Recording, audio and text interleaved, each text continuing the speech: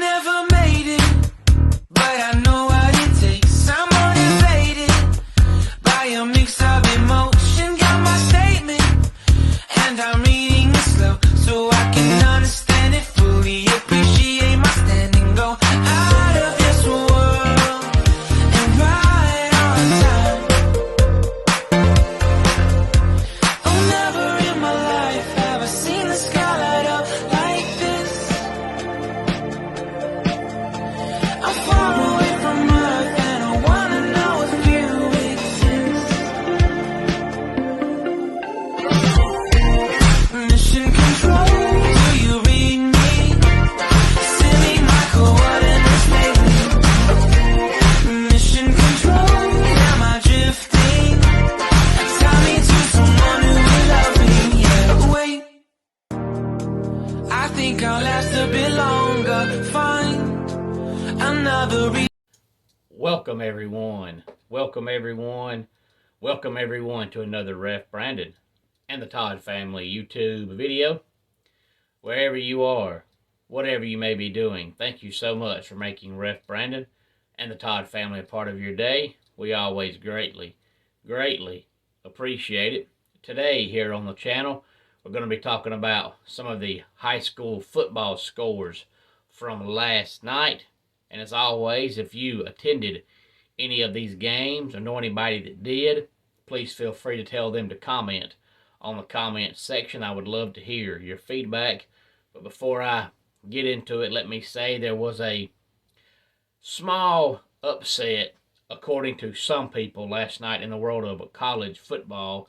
And the reason why I say according to some people is because if you ask me, it wasn't an upset because the Hokies are a pitiful football team. They're a 3-win team, maybe a 4-win team max, and that's pushing it right now. I would say they're about a 3.5-win football team.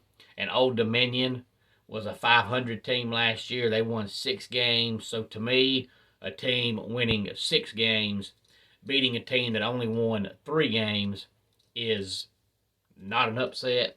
But according to some people, it was an upset. But just like I said in yesterday's video, when I was talking about NC State and East Carolina, which comes up today at noon, and the game is at East Carolina, and I said it might be closer than the experts think, but I think NC State will win, and the game is in Greenville, North Carolina. And Virginia Tech last night went on the road to play Old Dominion. And going on the road to play group of 5 teams is a lose-lose situation, because if you beat them, well, you're supposed to beat them. But if you lose to them, everybody looks down on you. So if you're going to go on the road, you need to go on the road and play a Power 5 team. If you're not going to play a Power 5 team, play a group of 5 team at home, because when you go on the road and you play these teams, it's their Super Bowl. It's their national championship. They look forward to it all year long because they don't get chances like this. So playing a group of 5 team at their place is never a good idea. But in my opinion, it's not an upset because, like I said, the Hokies are a 3-win team, maybe a 4-win team, and Old Dominion's at least a 6-win team. So to me, that's not an upset. Old Dominion's better than they are. I think the Hokies are awful. But on to some high school football scores from last night. Hart County gets their first win of the season. Of course, they lost to Elbert County in week 1, and they were off. Last week, they defeated Appalachia by the score of 28-7. Lumpkin County is off to their first 3-0 start in years. They shut out Franklin County by the score of 48-0. Jefferson shuts out St. Pius 23-0. In a close defensive game, North Oconee defeats South Forsyth by the score of 7-6. It was Dawson County defeating North Hall by the score of 30-13. Hebron Christian defeats Commerce 48-34. Valdosta beat Banneker 42-2. Pebblebrook shuts out Hapeville 21-0. Carrollton defeats Rome by the score of 23-6. North Forsyth defeats West Forsyth 28-24. Loganville 21, Peachtree Ridge 0. Central Gwinnett 17, Jackson County 13. Gainesville defeats Monroe Area 23-13. Stevens County 27, Flowery Branch 11. And I've got a score coming up in a couple of minutes that tells you how good Stevens County's defense is, but they defeated Flowery Branch last night by the score of 27-11. Wayne County 7, Appling County 0. East Forsyth defeated Cedar Shoals 22-14. White County beat Chestatee 34-7. East Hall beat Johnson 14-13. Calvary Day defeated Eagles Landing 28-21. Elbert County off to a 3-0 start. They defeated Harlem 27-21. Morgan County all over Jasper County by the score of 65-7. And Rabun County beat Adairsville by the score of 72-36. And that just tells you how good Stevens County's defense is, because Rabun County put up 72 last night against Adairsville. And last Friday night, they beat Stevens County by the score of 14-7, I believe the score was.